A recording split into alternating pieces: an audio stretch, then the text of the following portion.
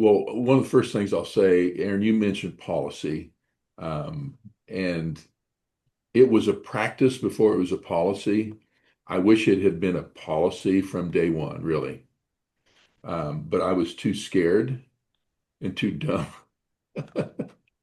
But here it is. It's simply we don't respond to RFPs.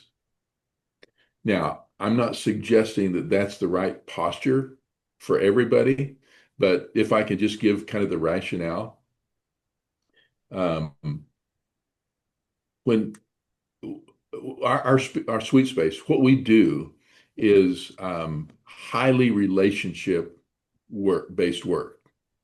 We are all about relationships, and we are not all about transactions. If we get the relationships right, then there are going to be transactions, and the transactions are going to bring dollar signs with them, right? But I tell people if you're into transactions, then don't go to a fundraising conference. You can go to McDonald's or Walmart. They specialize in transactions, and actually you can get the transaction without even seeing a person, and you can even get fries with that. You throw words at a lighted box, and then you go to the next window and you throw money in and they throw food out, right? And that's their business model, and they're great at it. But relationships are very, very different. And so because of that, because our DNA is relational, we found that the transactional, which is what an RFP is, which, by the way, RFP is a great thing to use if you're going to buy widgets.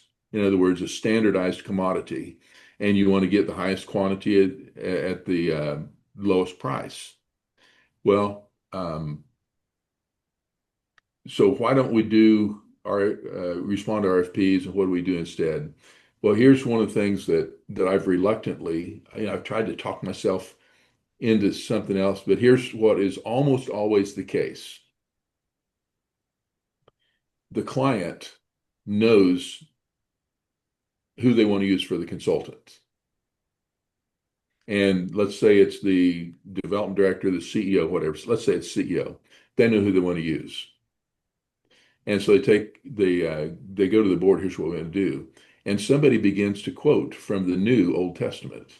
And the New Old Testament has 11 commandments. And the number 11 says, thou shalt have three bids, and thy bids shall be apple upon apple. And of course, that doesn't even exist, right? But they know who they want to use, and now they're looking for a justification. And the justification, frankly, it doesn't have anything to do with price. They may use it to check a price. And so anyhow, if it's not me, well, let's say it is me, I'm the one they want to use. They've just deprived two other consultants of their time, effort, and money to validate what they're going to already do. I think that's unfair, kind of almost borders on unethical to the other person. So I don't want to be a part of that. And then if I'm not the one, then they did it to me, right? And I showed up because, um, they already know who's pretty, and they need two ugly friends to show up and make the pretty one look pretty. And I'm the ugly one, so I don't like that, right?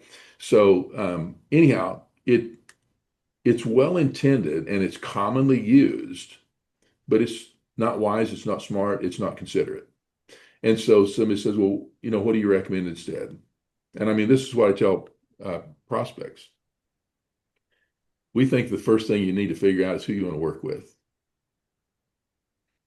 And so we should get acquainted with each other.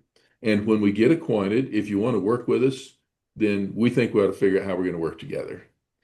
And if they want to work with us and we come to a place where we can't agree on how to work together, then they ought to decide that they don't want to work with us and now figure out who they want to work with.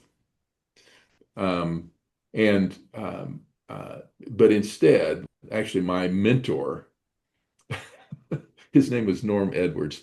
He was like the campaign consultant guru for Christian higher education. He was outstanding. He had this term that he referred to this as a beauty contest. He said it's a beauty contest, and I mean this is real. And he said whoever shows up and has the most lipstick, looks the prettiest, puts on the best show. That's who the group, now back to the board, that's who they want to use. Now, the board members are not going to even spend that much time working. They don't know what the job is, but they've just been impressed. They got the show and they bought the show. And if the show is what it's about, that's how you ought to buy it.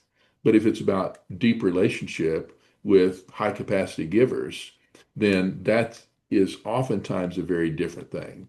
So I don't know, Aaron, I may have said more than what you wanted me Well, yeah, to. and we're going to go back and explore more RFP stuff, but also talk about how part of the conversation today is fees and talk about your fee structure and what clients get when they do decide to work with you and how that differs from other consultant groups that charge their fees in a different way. Yeah, so on that topic, again, one of the things that I've started doing only in the last, I think, 3 years that I was about 20 years late figuring out. But we've developed most of our work is in campaigns, but it's a campaign consulting fee document. It's what, Aaron, maybe 12 pages long. Um, but but when somebody's really serious, when they're wanting to enter into serious conversation, I just send them that now. And it describes the services. And on each kind of service. Joseph, earlier you mentioned feasibility study. That's one of the things we do. So there's a description of feasibility study. We have a table that says for feasibility studies, it's going to take likely about this long, and the fee is going to fall in this range. So there's a high and a low number for everything that's on there. I think there might be an exception to that, but pretty much there's a range. And so anyhow, I just send all of that to them because they're here's what I finally figured out 2 decades too late. It doesn't matter what the fee is, it's shocking.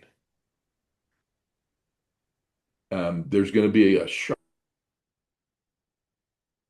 factor how low it is because they're comparing it to zero and it's never zero. I mean, I don't charge zero. I used to, but it didn't work out very well. Um, but anyhow, so it's going to be shocking. So what I figured out is if I can let them get shocked early, they have time to recover. And so our first conversation about fees is after they've looked at the numbers that are shocking. And then we're able to give some kind of a context. And and for those that ends the conversation, it's merciful. We both escaped it before investing, if they can't get over it. And Joseph, this may be helpful to you, actually, any of it. One of the things I'll tell people in advance is I know our fees are high, and that's intentional. Our fees intentionally are not at the low end of the spectrum, and they're not at the very top, but they are closer to the top than the middle. And here's why. This is what we provide. And I just tell them this, I try to figure out how to do it for free. I try to figure out how to do it for cheap, and I just haven't been able to make that work. And so this is just what the stuff costs, right?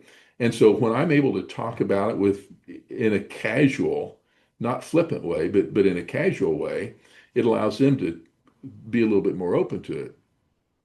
And then I'll tell them the work that we do, our intention is that by the end of our engagement, the amount of the fees that you pay is irrelevant. And it's irrelevant because it is so overshadowed by the money that you raise. Now, the ethics uh, um, policy that we subscribe to, we're not allowed to guarantee results. So we don't guarantee results. But I can just tell you, talk to our clients and see what their experience is. I mean, I don't know anybody that, unless they just went totally stupid, that spent more money on their fees than the additional money that they've raised by far. So anyhow, I mean, those are just some ways of talking about and communicating cost. If and by the way, if we're when we talk about money, if we're panicked, they're going to be panicked. Mhm. If we're comfortable and if we're confident, they're going to begin to feel comfortable and confident. One of the curses of knowledge that you have is what you give your clients what they need when they need it, and that's a little different. So with that flat fee, that's way different than people who respond to an RFP with a different number. That's not a flat fee that says, well, if you need to call me because there's an emergency, I'm going to charge you a little more if we work outside the scope of our agreement. Where what I've really appreciated and has become normal is, okay, if we need to do an extra phone call, if we need to have an extra meeting, if I need to run downtown and go to the office, I don't have to set up my stopwatch and time how much time I'm spending with a client. It's when they get us, they get us. And I was talking to my mentor last week, and he got billed for 30 minutes with one of a professional he's working with. And he said he spent the first 15 minutes shooting the breeze with the guy on the phone. And then the second 15 minutes was actual business. But he got charged for 30 minutes. And he's like, well, if I would have known I was getting paid or I was paying for 15 minutes of casual talking, I would have skipped the small talk. But and that goes back to that transaction versus relationship, where if you're setting a timer and charging every 5 minutes or 7.5 minutes or 15 minutes, one, that is a transaction by nature. That's a transaction, and it's, I don't know. I think it's a bit deceptive. It's not unethical, but I think it's deceptive, especially if you can initiate, hey, how are you doing? How's life going? Tell me about the kids. And you're charging someone for that. I don't know. I'm not a fan of that. So I like the flat fee approach where, hey, if you need to talk about your kids, I mean, how many times have we had clients that are just having a rough week and they just need to get it off their chest before they can engage on the professional conversation? And what a blessing it is to be able to give people time and space to do that and not charge them extra money for that. So that's a norm that not everyone has.